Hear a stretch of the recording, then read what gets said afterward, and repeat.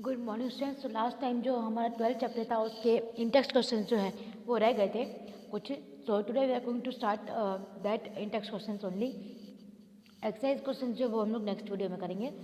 So on page number 168 question first, on eco return in 3 seconds. जो eco है वो 3 seconds में वापस आ रही है। What is of the reflecting surface from this source. तो सोर्स है उससे जो लाइट आ रही है उसका रिफ्लेक्टिंग सरफेस से डिस्टेंस क्या है वो निकालना है।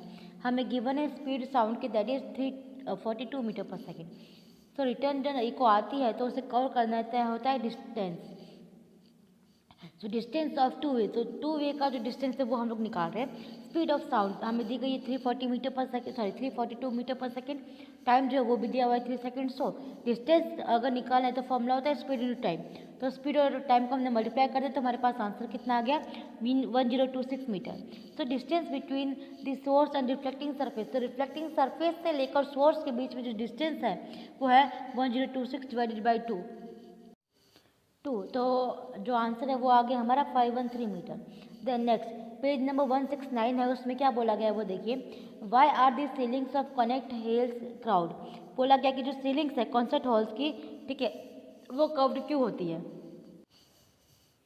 सॉल्यूशन है हमारे पास। Since concert halls are big so audience at the back rows of the hall may not hear clean sound of speakers. इसमें क्या बोला गया कि जो कॉन्सर्ट हॉल्स है वो बहुत बड़े होते हैं, तो बैक साइड में जो ऑडियंस बैठी होती है वो शायद से साउंड है उसे ना सुन पाए। टू ओवरकम दिस प्रॉब्लम, तो इस प्रॉब्लम से बाहर आने के लिए दी ceiling of the concert hall is made concave. इससे क्या होता है कि वो कॉन्केव से बनी होती है। कॉन्केव सीलिंग हेल्प, और कॉन्केव किस लिए हेल्प करती है, help sound wave to reflect and send to farther distance, which makes the concert hall unable to send clear sound to the audience even sitting in back rows of hall। तो क्या बोला गया कि sound wave वो क्या करती है, reflect करती है और दूर तक जाती है, ठीक है, दूर डिस्टेंस तक वो ट्रैवल करती है, ताकि क्या हो सके कि जो कॉन्सर्ट हॉल है वो क्लियर साउंड जो वो भेज सके उन ऑडियंस तक भी जो बैक साइड में बैठी होती है।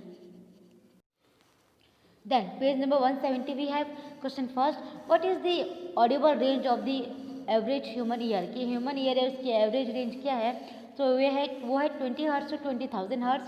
Then what is the range of frequencies associated with, so that is first infrasound है। सो इंफ्रासाउंड है उसका मतलब क्या है कि जो उसकी फ्रीक्वेंसी 20 हर्ट्ज है। Then ultrasound more than 20,000 hertz, जो इंफ्रासाउंड है उसकी 20 हर्ट्ज से कम है और इसकी 20,000 हर्ट्ज से ज़्यादा है।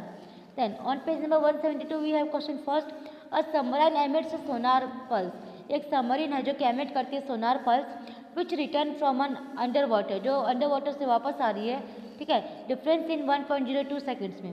इफ द स्पीड जो है साउंड की सॉल्ट वाटर में 1153 अपॉन मीटर पर सेकेंड है, तो how far in the difference, तो डिफरेंस से वो कितना दूर है, ठीक है। सो सी टू रिटर्न दी सोनार पर बैक, सोनार पल्स है वो वापस आ रही है, its wave has to travel two way, तो वेव है उसे दो तरफ ट्रेवल करना पड़ेगा।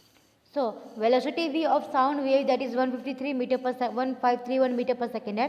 Time t is equals to 1.025 है, ठीक है। तो डिस्टेंस जो है वो क्या हो गया, स्पीड इंटू टाइम हो गया। तो distance is equal speed into time, यानी कि 1531 meter per second minus 1 into 1.02, ठीक है, ये हो गया।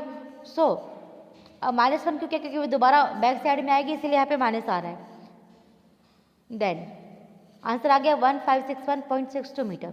सो डिस्टेंस जो है सोर्स और रिफ्लेक्टिंग सरफेस जो उनके बीच में वो क्या हो गया, 1561.62 हो गया। उसे डिवाइड बाई 2 किया क्योंकि हमें एक का निकालना है ना, तो ये दोनों का निकल रहा है, तो उसे डिवाइड बाई 2 करेंगे तो 1 का आ जाएगा। तो एक तरफ का जो डिस्टेंस है वो क्या आ गया हमारे पास 780.81 मीटर।